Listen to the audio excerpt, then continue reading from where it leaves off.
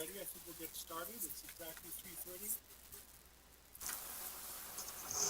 Hello, good afternoon. I think we're going to get started. It's exactly 3:30. Welcome to the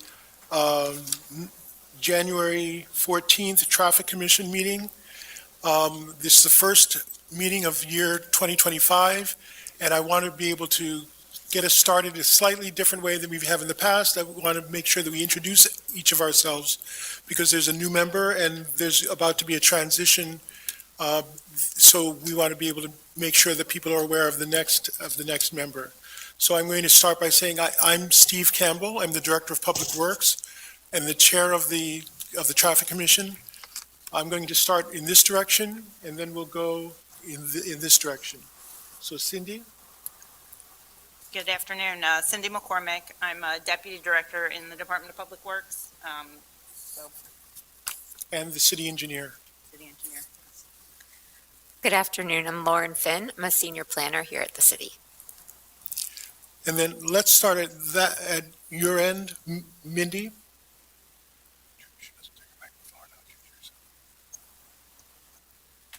Hi, I'm Mindy Gable. I am Administrative Assistant and Traffic Commission Administrator. Sergeant Michael Gervais, Patrol Services Sergeant, Lancaster City Bureau of Police. And you're going to be making a change. This is your last meeting with the Traffic Commission for us. It is. And you'll be, and the gentleman who'll be taking your place is? Sergeant Dorsey Summerall. Very good. So you'll be introduced to him at the next Traffic Commission meeting 2 months from now, and he'll be fulfilling this role. Dino? Yeah, Dino Mandros, City Representative. Very good. And the latest new city representative is? My name is Philip Stump Kennedy. I go by Phil. I live in Southeast. Should I say more about this? If you wish to, please. I'm originally from Hershey, and I'm excited to be here. So we're very glad that we're doing this rotation. Dino has consented to be able to stay on for an undetermined future, and there was a vacancy, and we're very happy to have Philip on board.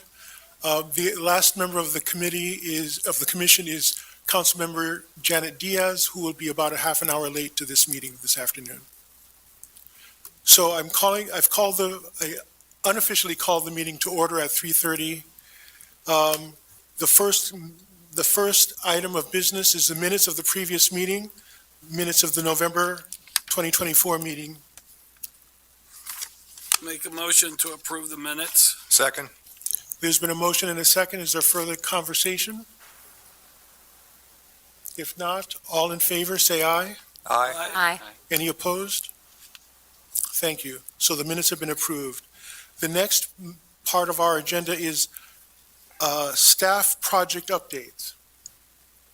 Cindy, may I turn it over to you? Sure. Yes, we just wanted to be able to provide some updates about some of the projects that we're working on in the city around roadway improvements and those kind of things. Also provide an update on the RPP. We are currently, with the residential permit parking, we have been approved to pilot a program. Basically, we're looking at 2 different areas within the city to pilot, evaluating how we implement RPP and potentially expanding some of the areas that currently exist. We've been doing some data collection, trying to work through some of our GIS tools to automate the process, knowing that this will be a process that we'll need to be implementing at a larger scale in the future. So we've been working through some of that. We are also working with the Lancaster Parking Authority on some license plate readers so that we can collect data such as occupancy data related to the parking.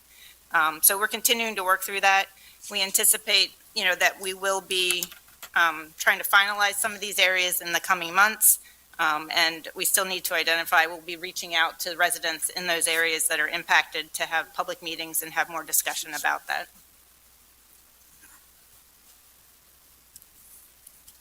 So are there any, I can provide updates then on some of the projects if everyone's good with the RPP.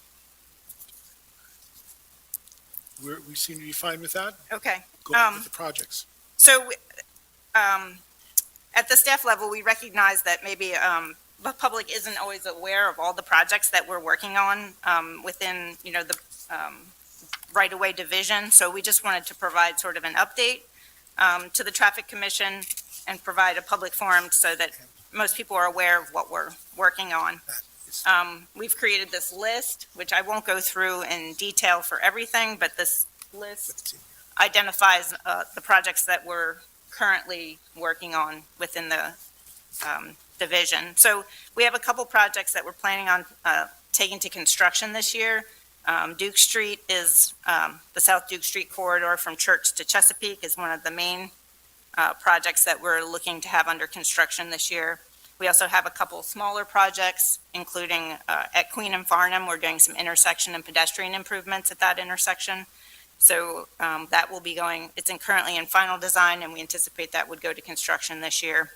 The Plum Street Roundabout has been mostly constructed, but there are some final pavement restoration that needs to be completed and signage that wasn't able to get done before the winter weather, so that will be completed in the spring as well.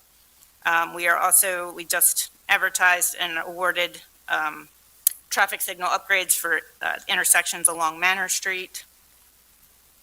We just have various projects that were in more preliminary design, and they are all listed here. If there are specific questions about any of the projects, I'm happy to answer them, but we could try and highlight different projects each meeting just to give sort of an update about what's going on with them. This is something a little bit different than we've done before, just so that people have a better understanding of the portfolio of work that's underway throughout the city.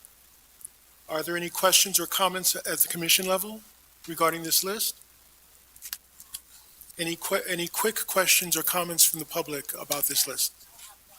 If you would please come to the podium, indicate your name, the block in which you live, and what the item of concern is. My name is Maria Rodan. Is there a green light on the? There we go. My name is Maria Rodan, okay? I see my name on this list. And you're in which block of which? The block that I have concerned the most is the one on South End. So, as a matter of public record, for a public meeting, we're just needing the block in which you reside, and then you can tell us about the information. Okay. It's not that I reside there. It happens so that I work there. I'm a caregiver, like my sister is also. My clients live in Garden Court. Is this an agenda item? Excuse me? Is this an item on the agenda? Yes. So we will get to this. We will get to this later on during the natural course of the meeting. Okay, great.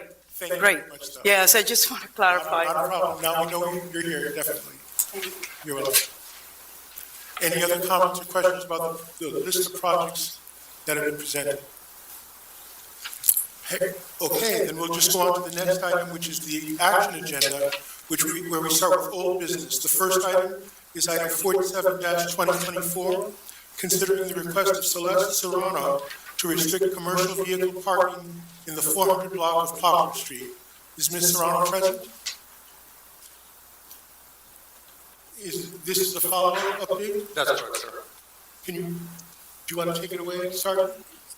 So this was tabled from last year's last meeting, sir, and Mr. Ron was unavailable at that time as well, and we tabled until this current meeting. And since Ms. Serrano was not present again, I would like to make a motion that old business item agenda 47-2024 be removed from the agenda.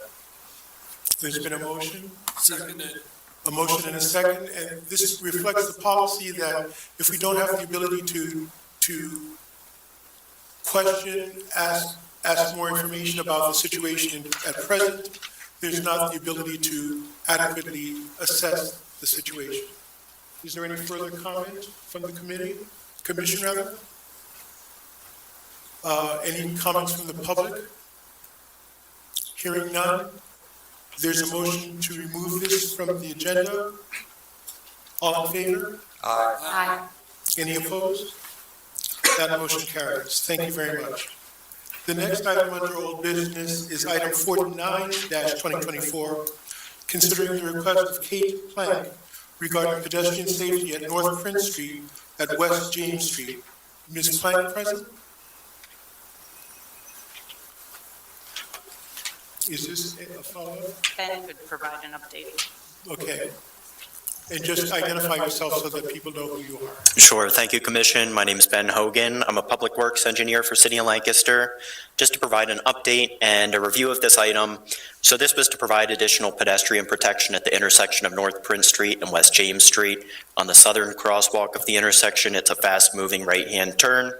We're changing the signal phasing to prohibit right turns at certain times, which should improve safety for pedestrians in the crosswalk. We still have that permit before PennDOT under their review and have to get approval from them before we can actually enact those changes. We've procured the equipment, just waiting for that final approval before we can install and move forward with this. So this will be an administrative change, basically. I believe so, yes. That is correct. The commission would not need to take action, so I think we could remove this from the agenda as well. Would we continue to update its progress or no? We could. We can provide an update next meeting. I'm hoping it'll be finished by next meeting, so Very good. happy to speak on it then. I think that would be very good. Thank you. So, does someone want to make a motion that we remove this from the agenda Yes, as it's an administrative action? would like to make a motion that old business agenda item 49-2024 be removed from the agenda, as it will be an administrative decision, and updates will be provided at the next DC meeting. There's a motion. Is there a second? I'll second. Is there any further comment from the commission? From the public? Hearing none, all in favor? Aye. Aye. Any opposed? And I do want to introduce Councilmember Janet Diaz, who's also a member of the commission. We had started the meeting by introducing ourselves because there's new members and about to change over, so if you wanted to say a word or two. I'm very happy to be here, and you caught me because I'm a bit cold right now. But it's great to see the constituents coming out with their concerns, and that's what we're here for, to, elaborate with you and make sure that all your concerns are being taken care of. Thank you very much, Councilmember.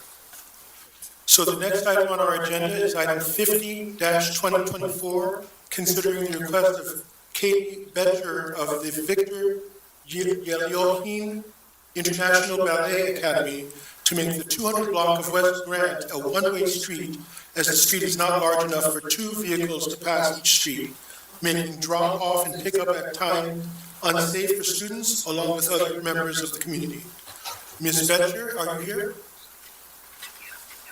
Anyone from Victor Yeliohin International Ballet Academy? Are we reporting out on this one? Ben? Sure, I can speak to it. I believe it was tabled last time. We did a directionality assessment and a cursory review of what it would mean to convert that block to one-way traffic. You should have the sketch of directionality before you for streets in that neighborhood. So West Grant, to the east of the 200 block, it's one-way westbound, and to the west of the 200 block, it's one-way eastbound. This is a popular block for walking and cycling in both directions. We have concerns that if we convert it to one-way, that would prohibit bike travel in two directions and inhibit a popular route that comes into downtown. Additionally, the blocks on either adjacent side that are one-way are curbed on both sides. So the difference between this block is that there's adequate room in parking areas to pull off and yield to oncoming traffic, despite there not being enough room to pass side by side on the roadway. So our recommendation based off of that and a lack of crash history at this location was to keep it two-way and not convert it to one-way direction. And this is for the length between Water Street and North Mulberry Street? Yes, that's correct. Are there any comments or questions from the commission? Yeah, this has arisen several times in the past about the 200 block of West Grant, and every time there's a proposal for one-way conversion, it always comes out that there's always a number of people that do not want to change it, that want to leave it two ways for various reasons.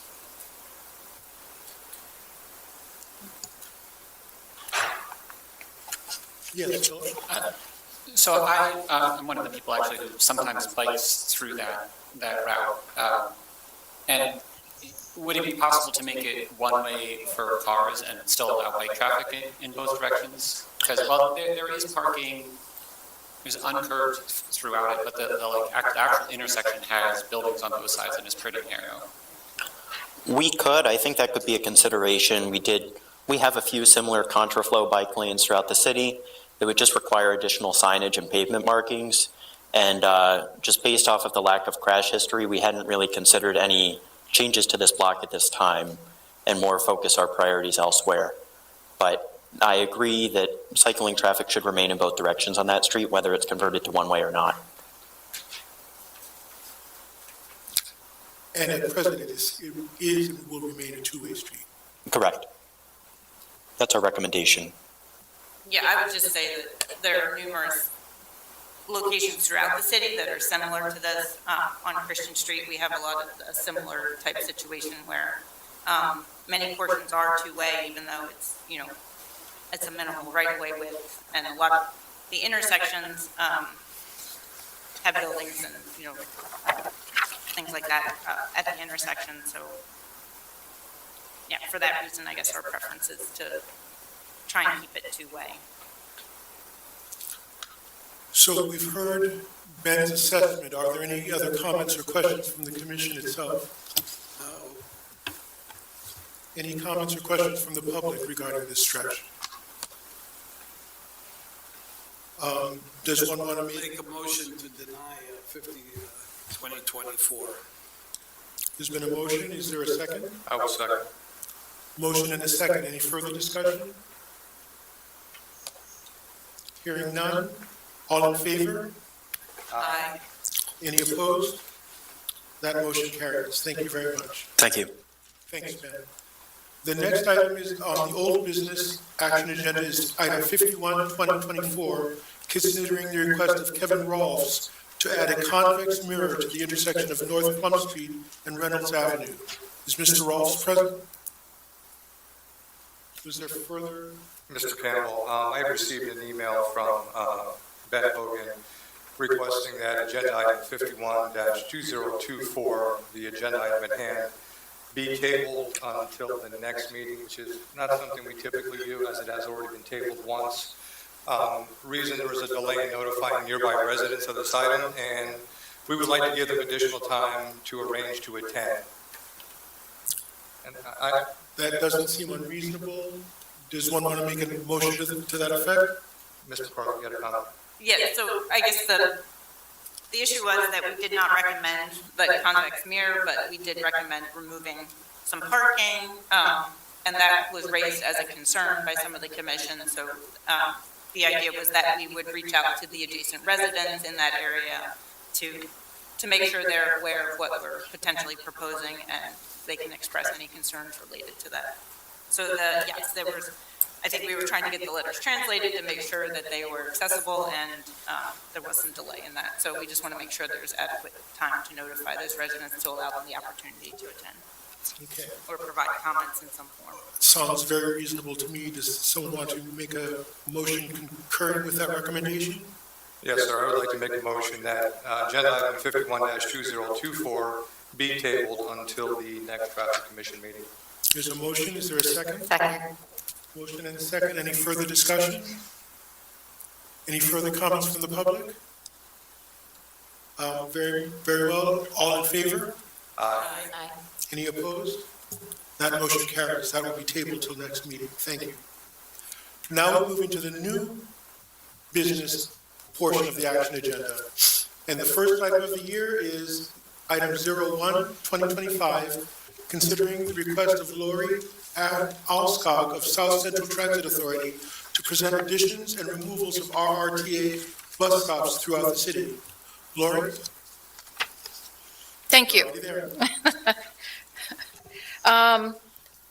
This was started discussion at the previous Traffic Commission meeting and did not fully have all the information together, had to coordinate with our Director of Operations and our road supervisors to provide the information and then get the information to the city with the actual locations of the stops if they weren't, exactly identifiable. And thankfully, the city GIS department was able to take what data we had and put it into a map. I guess you should have that map there. I'm not sure. Map that can be projected? Oh, Well, that's not yet projected.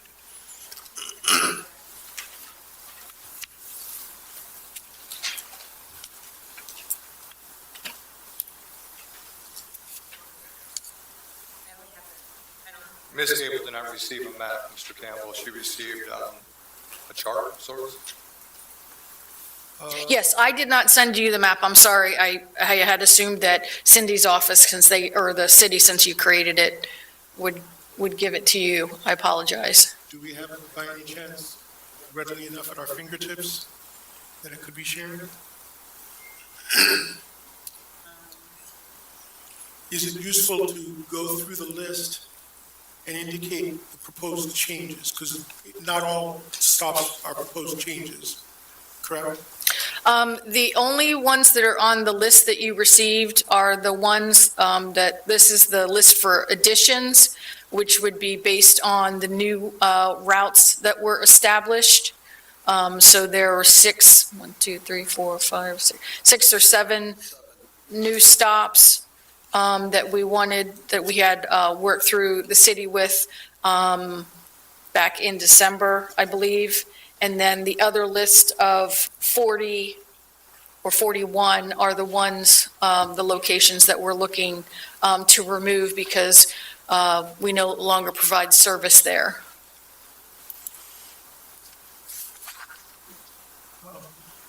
What we're looking to see is if there's a way of being able to pull up the map.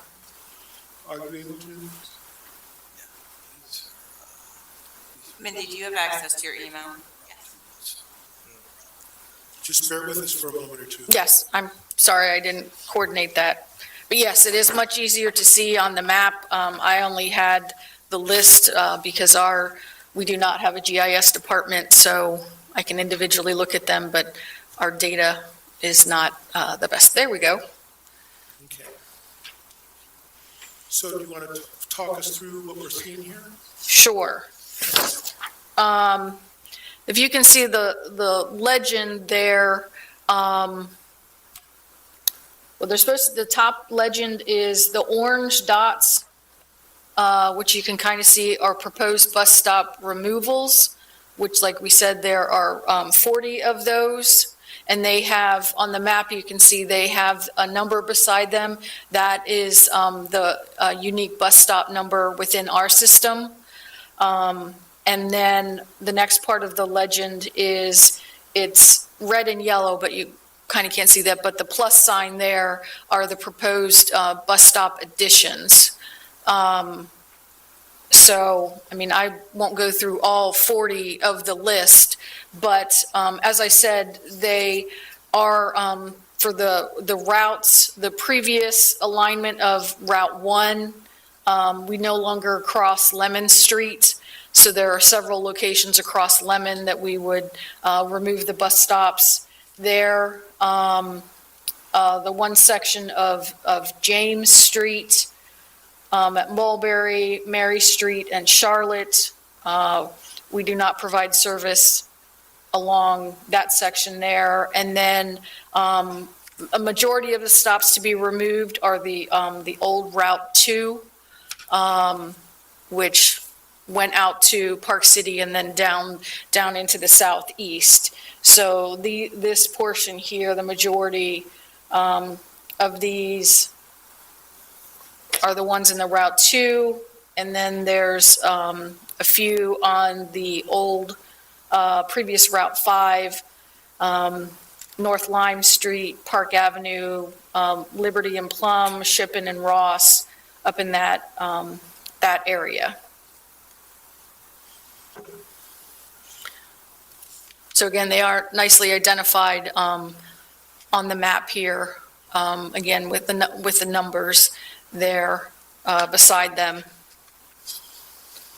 And I do know that if people have stayed abreast of the presentations and changes that SDTA has been making, it's clear what the logic is. Can you, at a maybe 10,000-foot level, just describe very simply the logic behind the reductions and or the additions, either to make more sense, make it more timely, or what are the key advantages to the changes that you're proposing? The changes in the routes we're looking at with public input, and also just looking at how the routes went and making sure that we hit some more of the spots that maybe we hadn't before. So for the new Route 1, new Route 1 is a combination of the Route 1 and 2. So the southern part of the Route 1, which goes into the southeast, down King Street, Dolphin, Chesapeake, up Duke Street, that stays the same, that southern part of the Route 2 in the southeast. It's the difference is providing a connection out. This one, for example, goes out to our operations center on Eric Road, which is off of Dillerville, and then coming across Keller Avenue, which when the parking was available there for the Amtrak station, there was a stop there, and then again staying by the hospital, and then providing service over to McCaskey, and then starting the southern loop. So the route. Part of the Route 2 was caught up there. Do you know what kinds of changes would be necessary, either in terms of signage or indicating where the new stops are? And has that been worked out with either SDTA or with the city on how that gets coordinated? For the new stops, yes. Elimination of the old stops as well. We hadn't really talked about the elimination of the old stops. That should just involve where there are signs, removing the sign and post. If it is on a separate post, I didn't go through all of these. Some may be on telephone poles, so it'd be removing the sign there. And there were some questions that there was at least one that wasn't showing up. It didn't show up on Street View, but it probably was not signed, but we had it identified as a stop.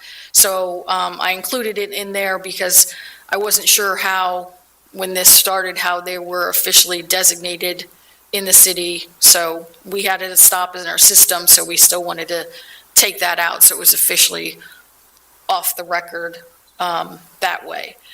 So for the additional, the new locations, we did have a meeting with the city in December and went through each location and identified where we thought the stop could be, and preliminarily the city had agreed with that. So there were temporary signs that were put out at a couple locations. There's been some problem with that on our end to get those temporary signs out. But those 7 locations, I'm sorry. Again, you can see on the map, they're mainly in the northeast, going around with the new Route 1, So the first one is the stop directly across from LGH on Duke Street. That's a new stop, but it's actually moving the stop closer to Duke Street, so it's not a mid-block stop there. So that would just be removing the signage there. And then that location is also one that we need to coordinate with the parking authority, because there are two they're not metered spaces anymore, paid parking spaces there. Have you already had those conversations? Or, I did contact one person at the parking authority, and she told me to check with Cindy, so I have to make that loop back again, because and there are, I'm seeing in the back of the parking authority, people are saying, no, the loop has not been. yes, yeah, right, yeah, because they told me to talk to you, you told me to talk to them, so yes, I have to coordinate on that.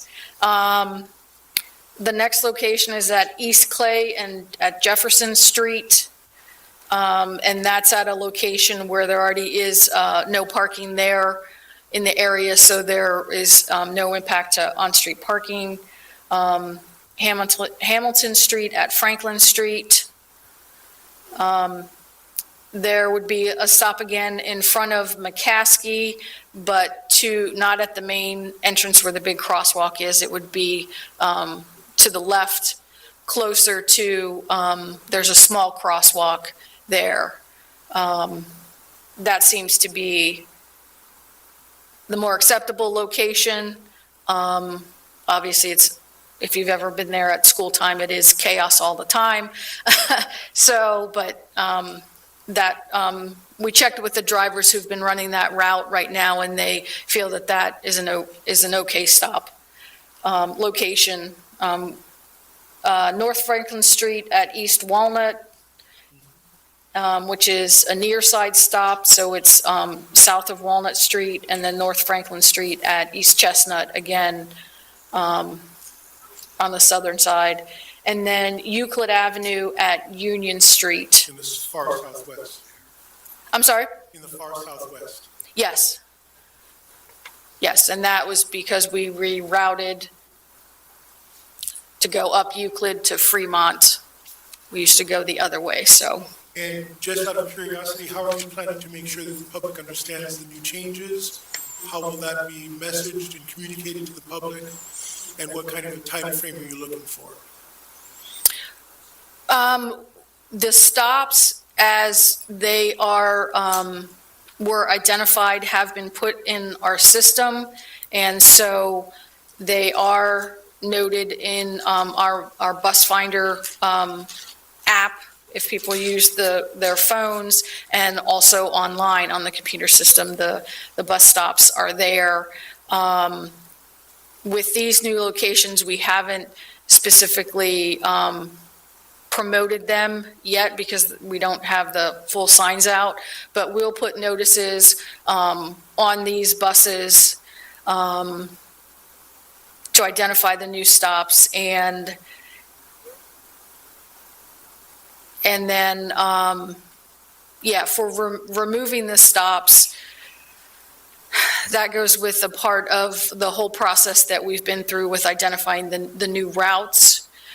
So we haven't, in our list of complaints that we've had, I haven't seen any that said if people have gone to the wrong place and have been standing there and a bus never came, like not knowing that the route wasn't there anymore. So hopefully some of the route information, although we do have still some people riding saying they were never aware of any of the changes. But we think that that's been corrected. We've been trying to get a ride guide in everyone's hand, responding to complaints, and answering those direct questions if people are questioning where the stop is. Because there are some other routes that we haven't, outside of the city, that we may need to identify some locations that haven't been. So the drivers, I mean, it's currently the policy outside the city limits that the drivers are allowed, you can flag stop, wave down a bus, so you can be dropped off and picked up anywhere. It doesn't have to be at a signed location. So obviously, but if there are some identifiable locations or frequently used locations, we would look to put signs up there to identify those locations. Is there anything else you need to share with us before we open it up to the commission? I don't think so. Okay, thank you very much. Are there any comments or questions from the commission? Lori, what's the go-live date? I'm sorry? What's the go-live date for old routes removed, old stops removed, new stops installed? We would do it as soon as possible. That's one thing I would need to coordinate with the city. My road supervisor has been telling me in the past that the city always took down and installed signs. I don't know if that's still the case. We have staff to do that. We would coordinate with Public Works. Yeah, I think our operations staff have indicated that they do the signs. And, yeah, they. Okay. So we would be sending this list to them. I think the only outstanding item is related to, I believe that it stops along Buchanan, where we have put in paper markings associated with the bus stops that are now being removed, and we have to figure out how that's going to be accommodated, because I'm not sure that's something that we can do in-house, and I'm assuming that RTA can't do that either, which would involve eradicating pavement markings and putting down new pavement markings. Correct. We do not have those So we need capabilities. to have discussions with RTA on how that can be accommodated.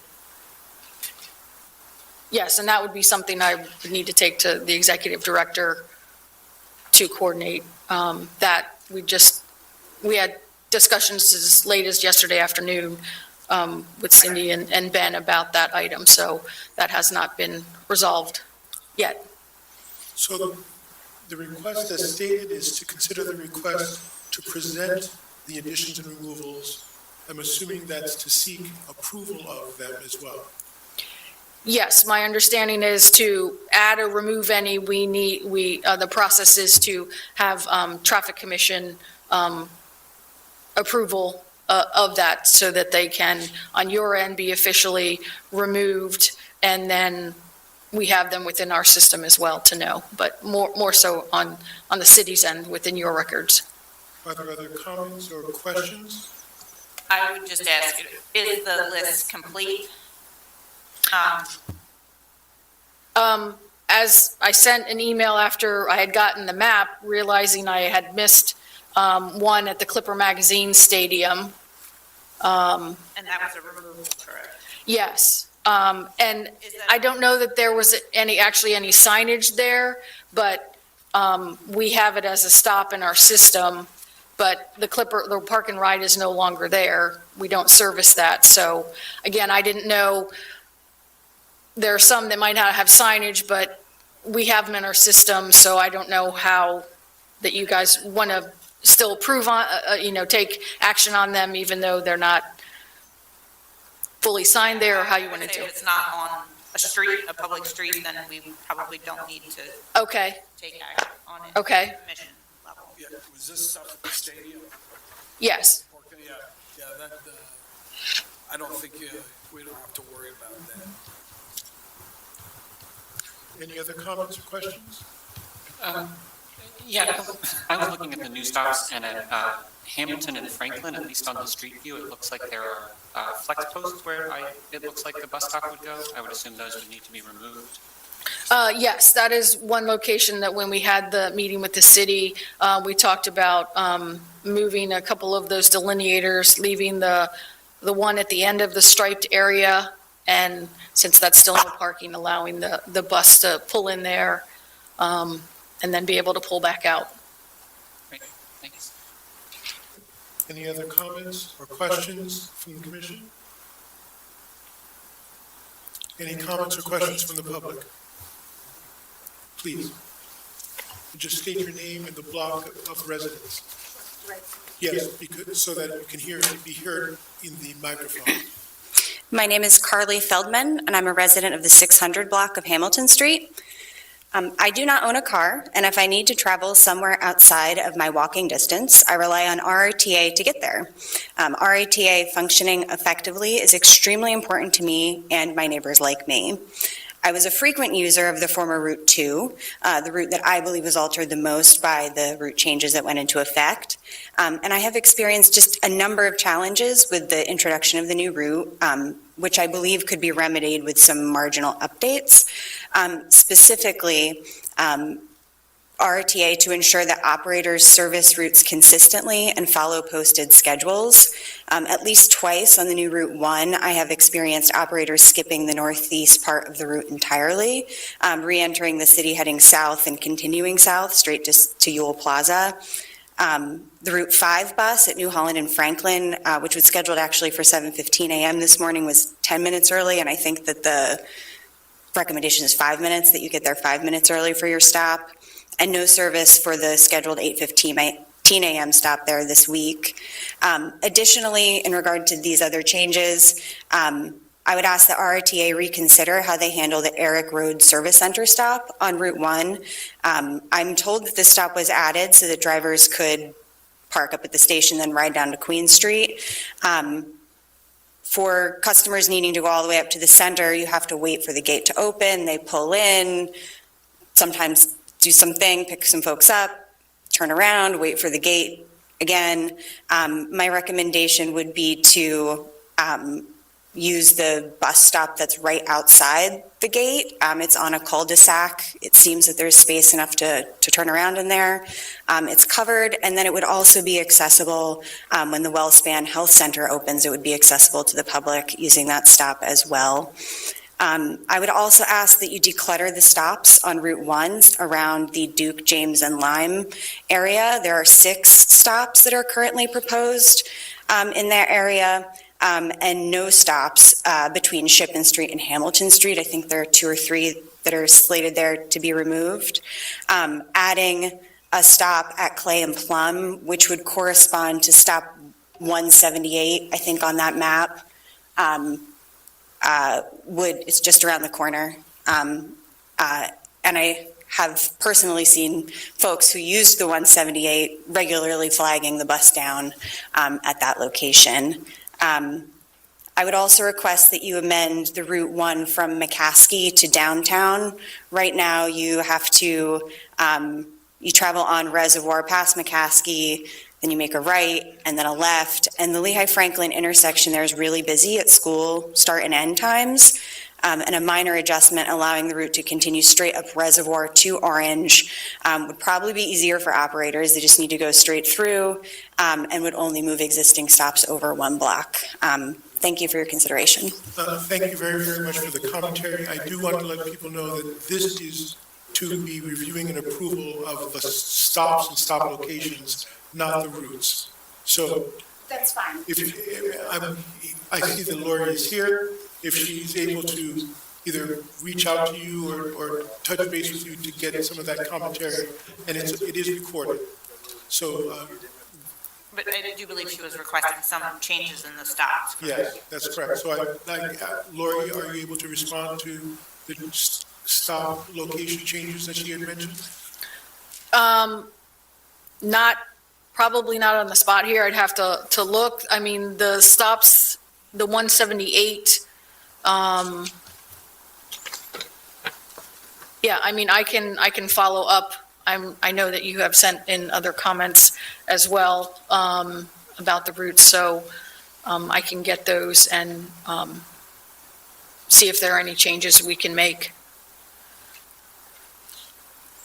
And we can make any further adjustments later as well, correct? Sure.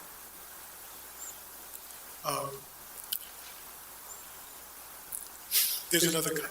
Oh, I'm sorry. I didn't know there was somebody behind me. Keith Radisik, Lancaster Parking Authority. I guess we would want to obviously still need to connect and make sure that any of those spaces that could be taken away are, that we have reviewed our needs and everything else. And since we haven't done that yet, I would say we could if this could be tabled, that'd be great. If it's this table, does this have a major adverse effect to the rollout? No, I mean, these are the stops that we've identified, so we are stopping near these locations. If we need to modify that as we move forward, we will. Like I said, they were supposed to be small posts that say temporary, that are movable ones that say bus stop there, and we would put notice on the buses as well. Still in this transition period from starting the new route and schedules from November 11th, the drivers have been instructed, to pick up people and drop off, even if it isn't, even in the city at a stop, which has been the policy before, that within the city limits, we want to pick you up and drop you off at a stop. But since there is some shifting of the stops, and there is a learning curve for the drivers, we want to make sure that we are picking up and dropping off people, and then get the stops whenever they're, these additions or removals are approved. Again, fully identify them to our drivers as well, and then the customers. Very good, thank you. Are there other comments or questions from the public, please?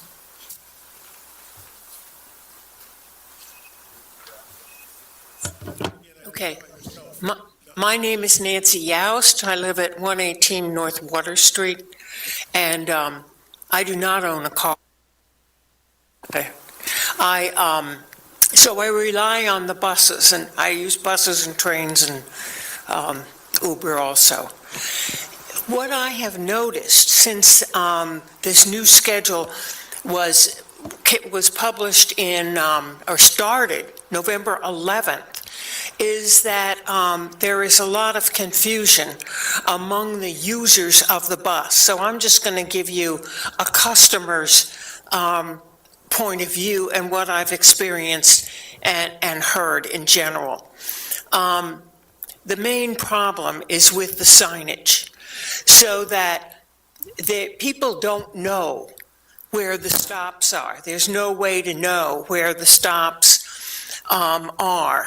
And I'm dismayed that this information about having signage both for the new stops and for the changes wasn't done before November 11th, and it's January. And there's still no markings. One of the places that I go is I like to shop at Wegmans. And so previously, on the old schedule, you got off at Long's Park, and I would just walk across and through that shopping center. And then there's now a bus that goes through there, but there's no indication about where the buses stop, where they pick up. There's a huge apartment complex called the Crossings, and there is a bus there's supposed to be a bus stop for people who live in those buildings. However, those people have no idea. I know someone who lives in the Crossings, and he said, "How come I see buses travel through here?" And I said, "Because that's part of the new route." And so that should have been made known to them, made known to the Crossings. There should have been some sign, and I think you'd pick up ridership, but people have no idea, that there's even a stop there. And then, so that's confusing. I've also had a problem with that bus. Let's see, which bus was that? The number 8. The number 8 bus, one time, there were people who were going to Park City. There's only one stop for Park City. There used to be 3. And we waited and waited. I was going to Wegmans. All the other passengers, there were probably 10, 12 of them, were going to Park City. Finally, it was a 2 o'clock bus. At 2:30, a driver came out and said, "Oh, well, I'm your driver, but I don't have a bus." So we were loaded on a different bus, went to Eric Road, and picked up a new bus. It didn't go into Wegmans, I just got off at Long's Park. But anyway, it was a total screw-up. So, and I've heard other people, other passengers who use the bus, talk about the difficulties that they've had, mostly because of the lack of information. And so that's my, that's my comments. So I hope those signs can be put up as soon as possible, including the old ones. You know, people wait for at the old bus stops. Anyway, that's my story. Thank you for listening. Thank you very, very much. And Ms. Oskog, you never pronounce your name properly. Allskog. Allskog has heard all of your comments as well. I do ask a question. Is there a plan for more advanced wayfinding in terms of the signage, not just the locations of the bus stops, but how to get from one place to another? Is there a plan, or is there any consideration for pathfinding? Not as of right now. I know that, yes, we need to do a better job of indicating where the stops are. In our ride guides, we have the routes identified, but the stops are not listed in here. I've been talking with our director of marketing to see if that's a location that we can also identify the stops. As I said, they are on the computer system. In the app, they are listed there, and it tells you the name of the stop and the time when the bus is supposed to be arriving. And if you log on at home, but that doesn't really do you any good unless you're close to a stop that way. But yes, of having more maps to identify where the stops are is something that we are lacking. Okay, very good. Are there any other comments or questions from the public? Is there a proposed motion regarding the request? Yeah, I'd like to make a motion that we approve these locations contingent on review of all the locations with LPA and staff, one final review. And then, yeah, if there are any modifications or anything, they could be brought back to the commission for an approval, just so we can get this moving and completed. Yeah. So there's a motion. Is there a second? Can I make a comment to the motion made? I hear what Ms. McCormick's saying, and I'm not saying you're wrong. I have concerns that we're approving a tentative stop schedule without, in my opinion, proper citizenry input, and the most important conversation has to be had with LPA. Right now, the stops are, they're pretty close, but they're not definitive. And I hear what Ms. McCormick's saying, if there are changes that need to be made, it has to come back. Is it more prudent? I hear what you're saying.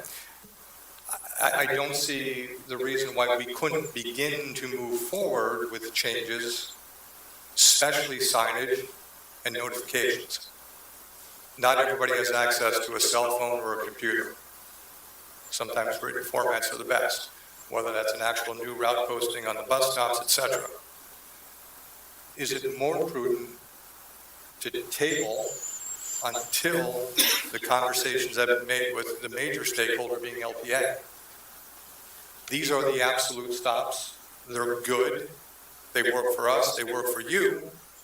And the finished list, so to speak, is then brought before the commission for the approval for the stops. Because right now, if we vote to approve, these are good, but then we would have to come back with potential amendments or changes to it. Yes. So if I understand correctly, the only new stop or moved stop that implicates an LPA issue is the James and Duke Street one? And Correct. the potentially removed stop that I heard a suggestion that not be removed is number 178. Could we approve every other stop, every other addition that doesn't impact LPA, and every other removal, other than the one that perhaps our RTA will consider keeping, just so that we're not duplicating work on those that might change, and we're not slowing down the changes that can already happen? My understanding is that we can do it. My understanding is that we can do it that way. Did LPA get a chance to look at every other stop, and you only have an issue with one? Is that accurate? There was only one stop that had metered parking spaces on it. The other stops were evaluated with Cindy and her team. Okay. Obviously, we haven't had a chance to review, so I'll Correct. take your word that if it's only that one stop that has impact, then we're fine with Any further comments? Just, do you want to make, do we want to make an adjustment that says, with the exception of stop 178 and stop, is it 399, is that the one? At Duke? The stop at Duke, the number is 40. The stop at James and Duke is stop number 40. Oh, okay. So with, do you want to amend it? Yeah, I'll amend my motion to indicate that we approve all the locations identified in the packet except number 40, which we will work out between LPA and staff and RTA. And approve all of the deletions except for, was it 178? 178. Except for 178, which we will also coordinate among staff. So that's an amended motion that's been made. Is there a second? I second. There's a motion and a second. Is there any further discussion? Qualifiers, considerations to be made?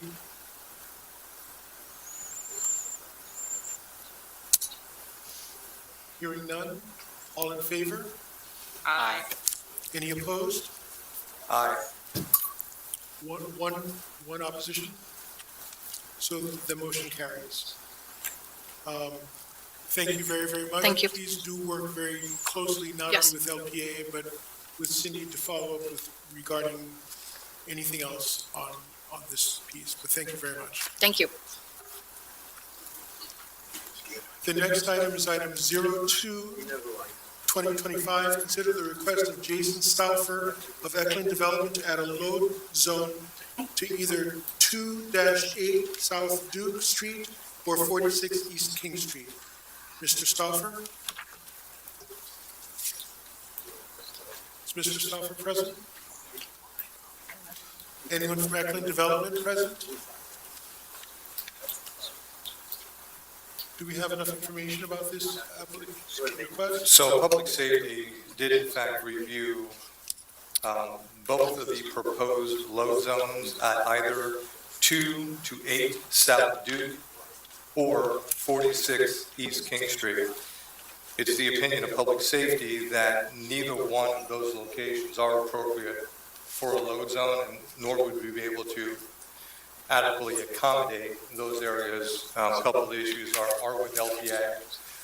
Probation and parole is in the area. We have distances from intersections. We have sightline issues.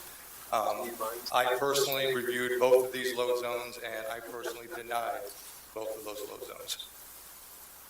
That's simply for the board's consideration. Is there any further consideration?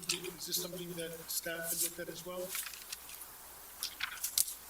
Just very briefly, that we looked at it, but,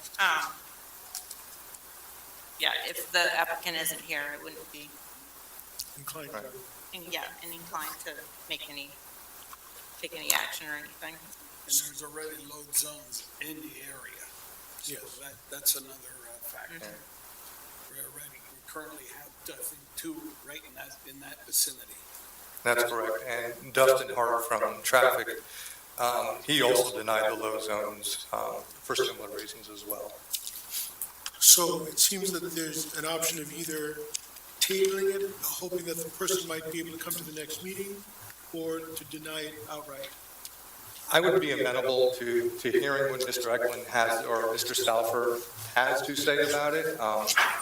My position isn't going to change, however, my opinion's not going to matter at the next meeting.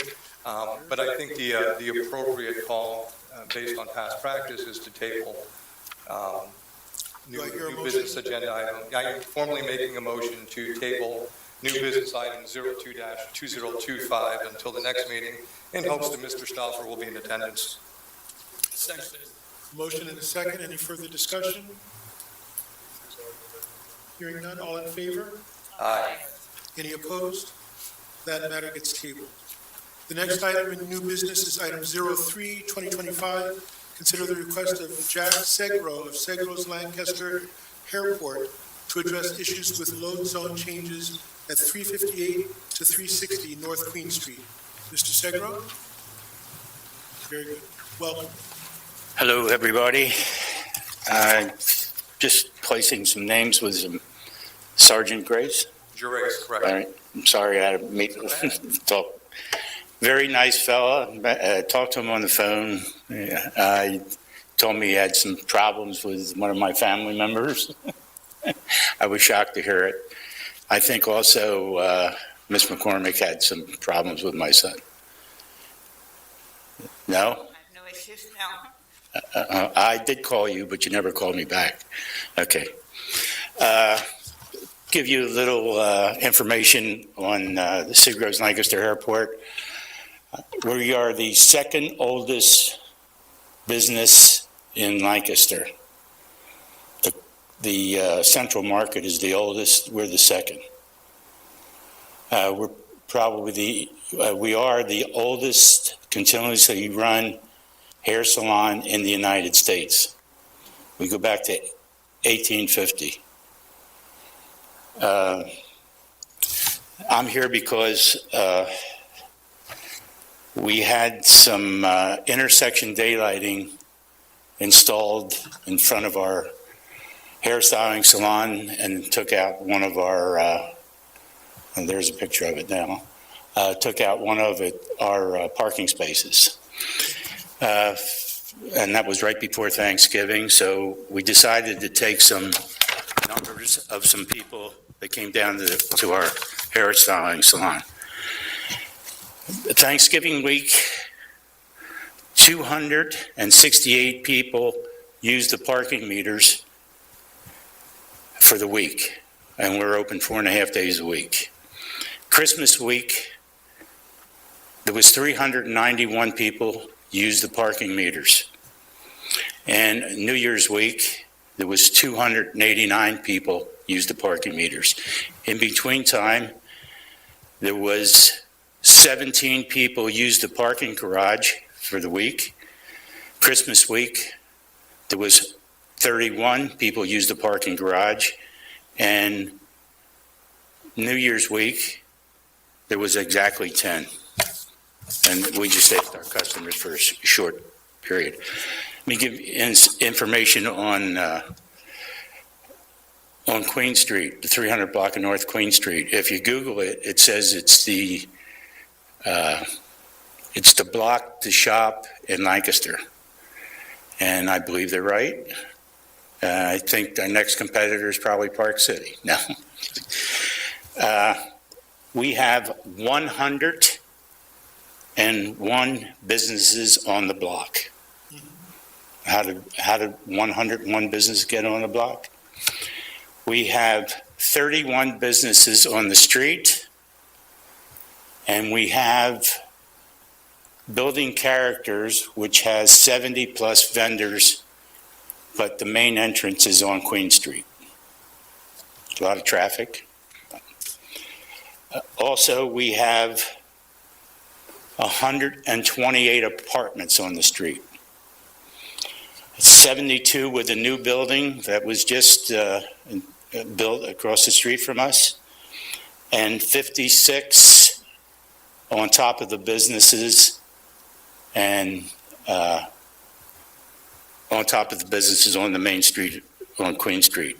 There's also one Airbnb on the block. There's 3 restaurants and possibly 4th coming on the block, and the Belvedere on the corner of the next block. And there's, let's see. Oh, there's 3 dogs, 6 cats, and 1 stray cat that lives on the street.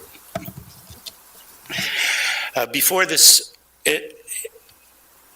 this intersection daylighting started, I was going to try to get our loading zone extended, and then this hit, and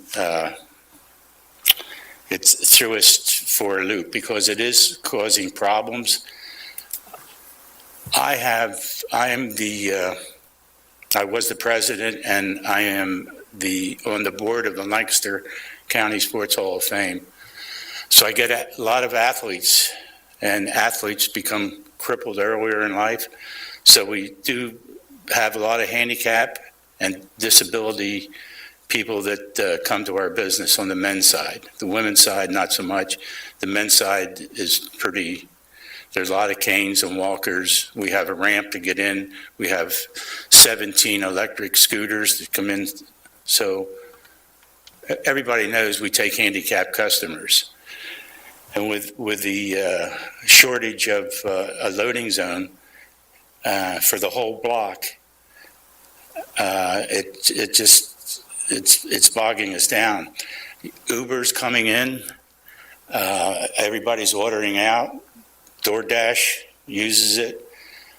Trucks all day long use it, and we try to use it, naturally. But we don't say anything about anybody else using it. It's there for everybody.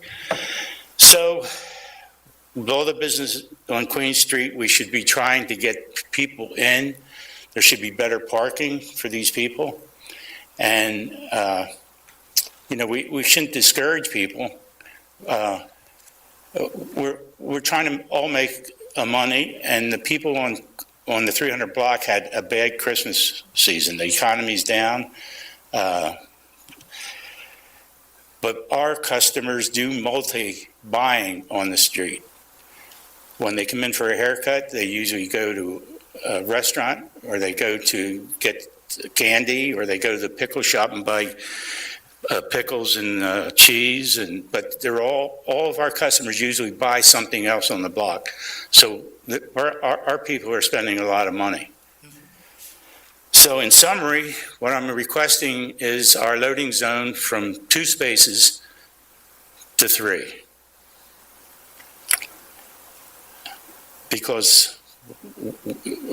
And we have a back parking lot also, which is used too, but I didn't put those figures in our list. So we draw a lot of people, and we bring a lot of people to town. We try to service them, the best we can. But we have to have some cooperation from the city also. And currently, your current loading spaces are on North Queen or on Lemon? Pardon me, sir? The current loading spaces that you say you have is on Queen Street. Yes, sir. Has Ben taken a look at? Ben, did you? Yeah, Sergeant Therese has looked at it, we have looked at it. I guess what happened was when there was a loading zone that went directly up to the crosswalk. So in this picture, there's a pole on the right that has the loading zone sign. Right there's the pole, and then you can see the loading zone sign on it. When we installed the bike lanes on Lemon Street, we daylighted that intersection, providing the 20 feet of distance from the crosswalk that, we've done at all the intersections. This reduced their loading zone from basically 2 parking spaces to 1. It was an oversight on our part not to notify them about this reduction. And we did speak, I guess with your son. Right. And the impression that I get is that the loading zone is used as parking for the handicapped customers. We don't want to call them handicap, we call them, yeah, no, I'm just kidding you. That need assistance or otherwise. I offered to, rather than have, because that's not the intent of the loading zone, is to provide for parking for someone. I offered to provide an accessible parking space, which, would allow people with placards to be able to park there. They weren't interested in that option. I didn't hear about that. So, yeah, I guess that we're just trying to balance like what the true definition of a loading zone is, and and the guidance is that it's a 20-minute loading and unloading. It's not to be used for parking for people to visit businesses or do those other things. So, I guess I had not heard about the request to increase it to 3 spaces. I think the request was to sort of get back what they initially had, but in light of knowing what it's being used as, we're not. I mean, if you see us, you're on Google Maps and you can see we go out and help people into the facility. We take them out. We put them in their car. We strap their seatbelt on. I mean, we do everything for people, Even when they have a driver, we do that. Make sure they're, And we've always done it. That's why we've been in business all this time, So if I could just piggyback on Ms. McCormick's comments. Mr. Segro, you and I spoke on the phone, and I did in fact offer you that the persons with a disability parking area. I didn't remember it because I was upset about this whole thing, so I get it. maybe I didn't hear it, Okay. So if you notice up on the screen, that's the load zone application. And under item number 6, a load zone is designated as any vehicle is in the process of actively loading or unloading a property may utilize a load zone. Applicant does not reserve the load zone for exclusive use. As you stated in your presentation, as you stated in your emails, the load zone is in fact being used for your customers with disabilities, so they have easier access to your hair salon. Is that accurate? Yes. So that having been said, that the purpose that your customers are using a load zone for is not in fact what a load zone is supposed to be used for. Backtrack probably 40 or 50 years, that load zone should have never been installed where it was installed. It was in violation of city ordinance, being too close to the crosswalk and or too close to the intersection. So we're either 20 feet from a crosswalk or 30 feet from an intersection. The sign should have never been installed that far north on Queen Street to begin with. Present day, the load zone's been reduced. The purposes based on your statements for that load zone, I am inclined to deny that request because it's not in fact being used for its intended purposes, which is the loading and unloading of goods, not persons. The appropriate step would be to but install a designated persons with disability parking space for your customers to use, with the caveat that those spaces are not for the exclusive use of your customers. Realize, of course, in the Commonwealth of Pennsylvania that anybody with a placard or a person with a disability license plate may in fact occupy that spot. Okay, can you go over that one more time? Sure. Okay. Which part? The last part. Sure. So the load zone as it stands right now is not being used for its intended purpose. Right. It's not in fact for the use of loading and unloading of goods to your business. It's in fact being used for the loading and unloading of persons to your business. Based on your statement and in your emails, this is for some of your clientele that has disabilities. The appropriate thing would be to remove the load zone in its entirety and replace it with a persons with a disability parking space. That having been said, if in fact we do install that space, realizing that anybody, not necessarily for the exclusive use of your customers, if they have a placard or a persons with disability license plate, may occupy that parking space. And in doing so, may in fact negate your customers from using that space. I'm going to go one step further. On the east side of Lemon Street, on the east side of Queen Street, so the first block of East Lemon Street, if not already installed, there will be a load zone installed right across from your business. I realize it's not as close as curbside, but there is a place. But also understand that that load zone can't be based on your own statements, for your clientele to come in, receive a haircut, and go shopping. That's not the intended use of a load zone. Well, they do use it to go shopping on the block. And they can't. That's They not can't, allowed to they happen. can't do that? They may not. No. How about the delivery trucks? So delivery trucks, that's the intended use of the load zone, for the loading and unloading of goods to a business. And 70% of the load, is used by utility, trucks all day long there. If you Google it, you'll see they're dropping off at the Belvedere. They're dropping off at all the restaurants, the 3 restaurants, and the 4th one's coming. And it's just, Uber uses it, DoorDash uses it, Amazon uses it. So all of those are appropriate uses. Cloister Water uses it. I mean, Those are all appropriate of the load zone. Those are absolutely appropriate uses. where would they go then? I don't have that answer. I'll be honest with you, I haven't looked that far ahead. I'm sure we could have discussions with Ms. McCormick, Mr. Hogan, Mr. Radisek, about where we could potentially relocate a loading zone on that block for its actual intended purpose, which is the loading and unloading of goods. Doesn't solve your issue, however, I think in my mind, the appropriate step is to deny the request of the extension of the load zone. In fact, I don't believe the load zone should be used and allowed to be used for your customers. Boy, that's going to kill us. It's going to be a knife in our heart, seriously. Well, please understand that that's certainly not my intent. Pardon me? That's certainly not my intent. Well, Do harm to yourself or your business or your clients. I mean, we have those disability guys, maybe a loading zone of one spot and a disability spot might be a good fit. Well, and then I'm looking at the actual agenda, which is considered a request of Jack Seagrove's Lancaster Airport to address issues with the load zone changes at 358 to 360.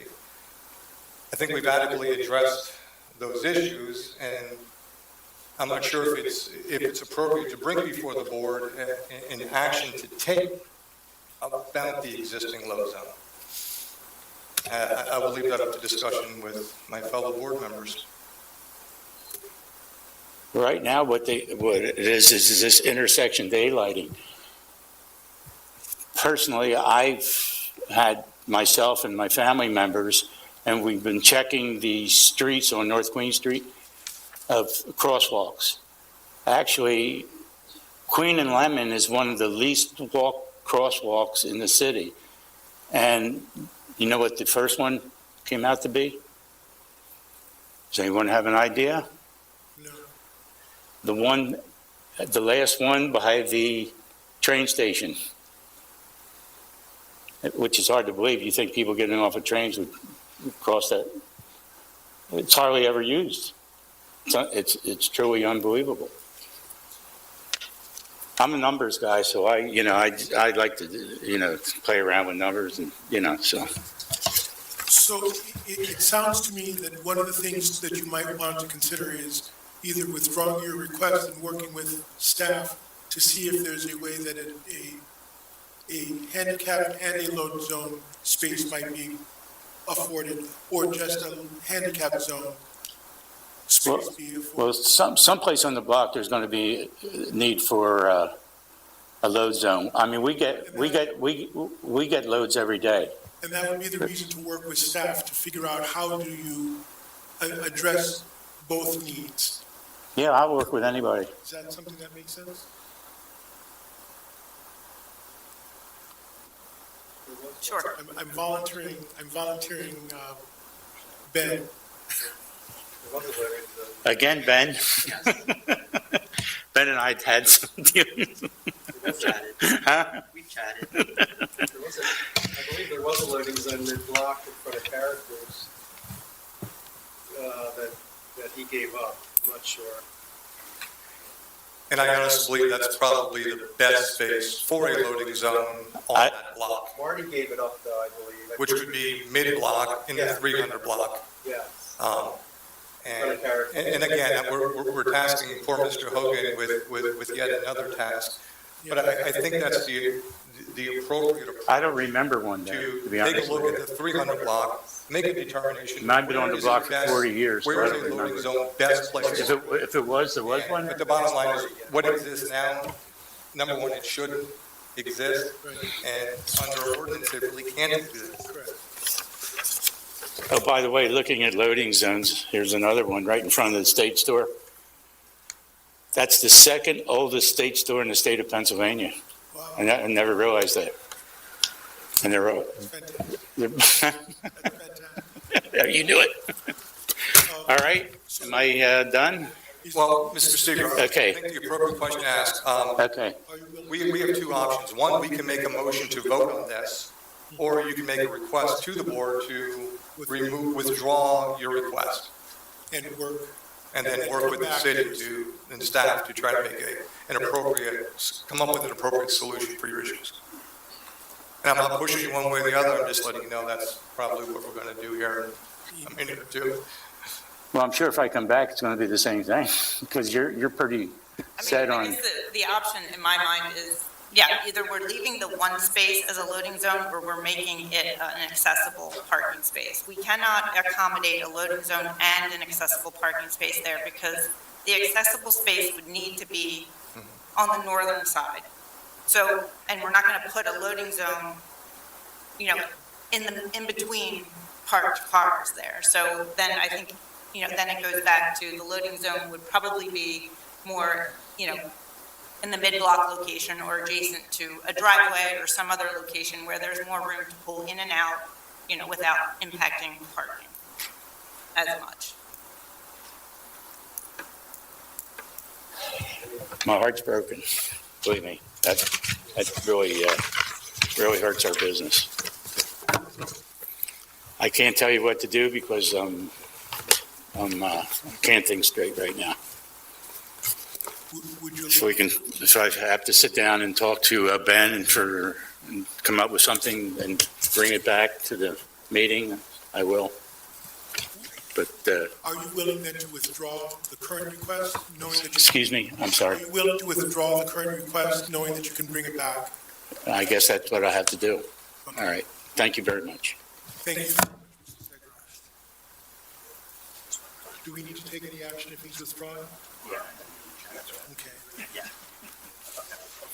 Thank you very much, and we're looking forward to your proposal. The next action item is item 04-2025, considering the request of Sarah and Drew Wingard to grant a permit parking exemption for 13 South Ann Street. Good afternoon, Commission. My name's Sarah Wingard, speaking on behalf of me and my husband, Andrew Wingard. I know there's not a precedent for this, so I thank you for hearing my request. I purchased 13 South Ann Street in February of 2023 with the hope of renting out one of the units affordably while living in the second one. I'm a social worker in the city at Church World Service and have become passionate about affordable housing in Lancaster. I recently, however, got married, and my husband was fostering through Lancaster Children and Youth, and then I followed to be certified as well, and we are the parents of a 16-year-old foster son. We live in the second unit of the two-unit home I own. He works as a high school teacher outside of the city. But because of the rule of having one parking pass per unit, we're only able to have one for our family, though it's our primary residence and I own the property. We were hoping to request an exception for us to have two parking passes for our block Recently, there has been plenty of parking, and there's often three or more open spots when I look to park. We're hoping to continue to foster children through Lancaster County CYS starting this summer, and it's difficult to park far away from your house when you have small children. The rule states there's no more than 2 residential parking permits that can be issued for a single-family dwelling. We could have purchased a single-family dwelling and had 2 permits, but chose to purchase a 2-unit in order to provide affordable housing to someone or persons in Lancaster. And we currently rent to 2 people coming out of recovery here in Lancaster, well below market value. I hope you will consider our request to get a second permit for our apartment. Thank you very much, Ms. Wingard. Do you want to stay up here in case there are some questions? So, Council, are there questions or comments regarding the request? I hate to do it, but I think I'd almost want to punt this to LPA and get their input. I called them, they told me to come here.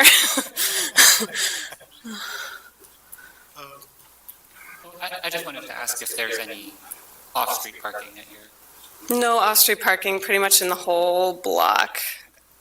Yeah, yeah.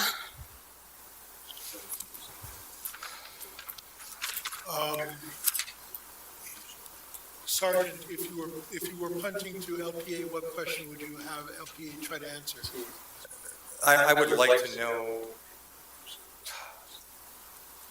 if they've made exemptions in the past, if my family memory serves, they have, and maybe the criteria for granting those exemptions. And we're already dealing with that really crowded, horrible area right there at Ann and East End with the RPP issue to begin with. Right. My initial thought is a denial because of those compounding issues that are specifically related to that area. Quite frankly, understanding your issues, I completely get it. I'm not sure if Larry is prepared to speak on this or not. That's why I was going to defer to Keith, but I believe, he's busy. I believe the exemptions are related to multifamily where we are allowing up to 5 permits per facility. So if there were 5 units and only 4 permits were applied for, then we would allow an exception that someone could get a second permit contingent Until on the fact until someone else that was eligible applied, and then they would lose that permit. I believe that's the only exemptions that we've actually sort of added to the process that they currently allow. Does that exemption only apply for 4 units and higher, or for any multiple units? Well, it's any multi-unit, so for a multi-unit, they are allowed 1 permit per unit. So in this case, 2 units, and they get 1 permit. But there's a 3-bedroom house across from our street that just sold that has, it's a single dwelling, so it has 2 permits. But we chose, so it's, I don't know. I could have bought a normal house, but I chose, this is what I chose. So what are our options?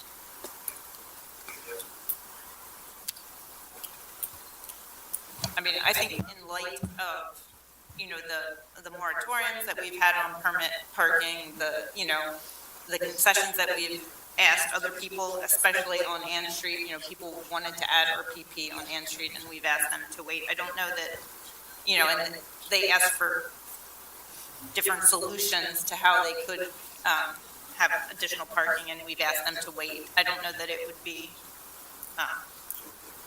equitable to grant an extra permit for this application. This particular site, is it within the proposed pilot area, or is it just adjacent? Because it's very close to the... I mean, it's in the general area of, where Ann Street is. Right. The permit parking it currently exists, obviously. I'll be honest, I'm not sure. It's either in the area or it's just 1 block north of the area. Right. One of the 2. Is the 1 block north permitted? It's not correct. What I mean is your block Oh, sorry. would be one block north of the proposed permanent area, which. I understand. Okay. It's the efforts we're making to, over a short amount of time, overhaul the RPP program, make it more available and or less available. More available where there's greater need, less available where there's less need. Sure, I totally understand. That's fine. And is there RPP on the other side of the block as well? Is it always both sides? or- Both sides of the street is permit.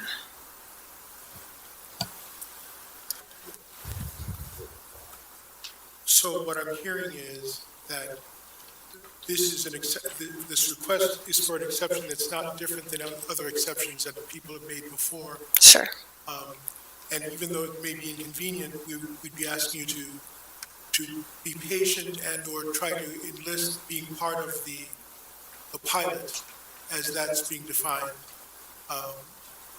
Sure. And hopefully within then the next year or so, we'll have much greater clarity about how the RPP zones can be either expanded or changed as necessary. Okay. Thank you. Is that all? Is that sufficient? Do we need to take action then? I believe we do. I do. Yeah, so I would make a motion that agenda item 04-2025 be denied, obviously in light of the proposed impending changes. Yeah. It's been a motion. Is there a second? Second. Is there any further discussion? All in favor? Aye. Any opposed? Thank you. The motion carries. Sorry, hopefully you'll be able to be patient enough and No, be able that's to okay. benefit from the changes that are being made over the course of the next year. No, thank you so much. Next, we get to our consent agenda. There are 3 items, but one of the items is one where Ms. Roldan had asked to speak earlier. Yeah. So let's take the first 2 consent agenda items first, because we can just get them out of the way, and then we'll reach out for the third one. So I would like to make a motion that consent agenda items 05-2025 and 06-2025 be approved as posted. There's been a motion Second. and a second. Is there further discussion? Hearing none, all in favor? Aye. Aye. Any opposed? That motion carries. So the next item is item 07-2025. The following conditional temporary parking permits have been issued by LPA. Right. One of them being Maria Roldan, who is a caregiver for 2 clients at 9 and 12 Garden Park. Hello, this is Lisette Floyd. Yes? You're one of the first. Yes. The first one. Yes, sir. Okay. I've been living here for the past 9 months, caring for my sister who suffered a stroke. And we've been through quite some challenges, from having my vehicle towed at a garden court after they gave me a permit to be there, to having 4 tickets so far. So right now, I'm spending $60 a month to find somewhere to park. And I would like for you to consider some kind of change that we caregivers will have a break, like maybe just 1 fee per year for parking. It's very challenging to park there. If you're not there early, you might as well go around in circles all night, because there's that many people there. So,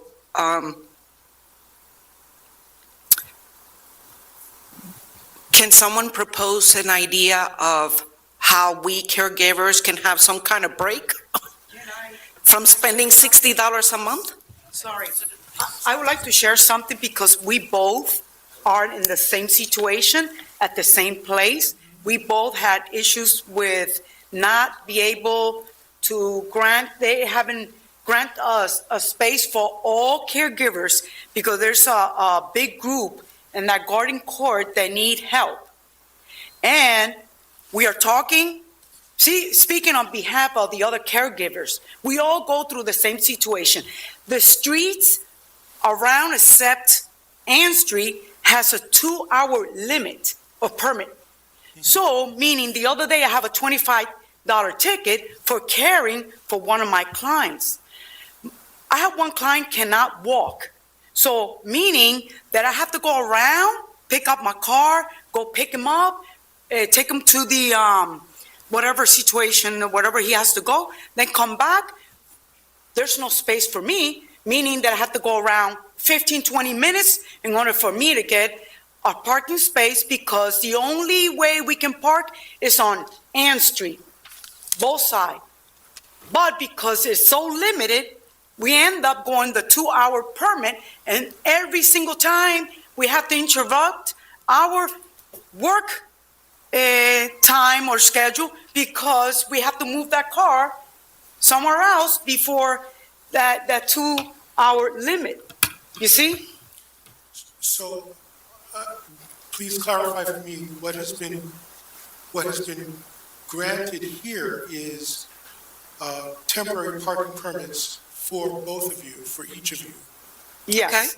But that does not address your problem in terms of the amount? No, because we have to come down here to purchase that, that permit. But if, we want to propose that if we can do this fee once a year, instead of going every month or to do this. Ms. Volcan, I don't think just to add some clarification. So, Ms. Floyd, Yes, sir. Ms. Roldan, Yes. Ms. Sepulveda, not here? She's not here. All, the two of you ladies, you have been granted the parking permits, the caregiver permits. They have been granted to you. Okay. You simply have not received them Okay. as of yet. Okay. And that's what this meeting formalizes, that those have been granted to you. You simply need to retrieve them, and you'll be good to go. You'll be allowed to park there. Realize that I can't guarantee you that a parking space is going to be available for you. Oh, we know that, but it'll be easier to find. But at least, if there's a space there, we don't have to be worrying about that. We have to change this car Correct. every 2 hours. 2 hours, so we don't get penalized. Right. And that's what the purpose of these permits being granted to you. Yes. So you can go there, attend to your clients, Okay. and without a repercussion of a ticket. Right. Yes. And how long does, We up it every month? No, and what is, how long this ticket lasts? once a year. Once a year. Okay. What is the fee? I don't have that answer. Um, Mr. Radisek, Keith? Yes, sir. what is the, Clarify, sorry. please. Where do they get the permits? You would come down to 30 West Orange. Sorry about that, because I know my voice carries. How long is the caretaker permit good for? The caretaker permit's good for that remainder of that year. It's almost like an RPP. You're getting that parking space for 1 year as an additional caregiver permit for that space. And so you'd come to Lancaster Parking Authority, 30 West Orange. We need to get your vehicle information, register everything. And it's the cost, I believe it's either 20 or 30 for the year. And that's what you pay. And then we do everything off your license plate. Okay, awesome. Yeah. Awesome. That's all. Thank We'll be there tomorrow. All right. Thank I'll you be so over much. too. And the same applies to Ms. Sepulveda as well. Okay. Okay, thank you so much. Sepulveda. My apologies for mispronunciation. That's okay, no problem. So we just All right. need to. And sorry for misunderstanding. Based on the information that we've just heard, I would like to make a motion to approve consent agenda item 07-2025 as well as 08-2025. There's been a motion, is there a second? Second. Motion and second, any further comments? All in favor? Any opposed? Both carried. Thank you so much. Thank you, Janet. You're very welcome. Thank you, sir. Is there any additional business? There's a number. Oh, he included 7 anyways Oh, in this okay. motion. Any additional business? No, sir. If not, I'd like to bring this meeting to a close. If someone wants to make a motion to close the meeting. Make a motion to adjourn. I would like to second that motion. Okay, the motion and seconded. All in favor? Aye. The meeting has been adjourned. Thank you very, very much. Huh? I get to use the gavel. Should have used the gavel at the beginning.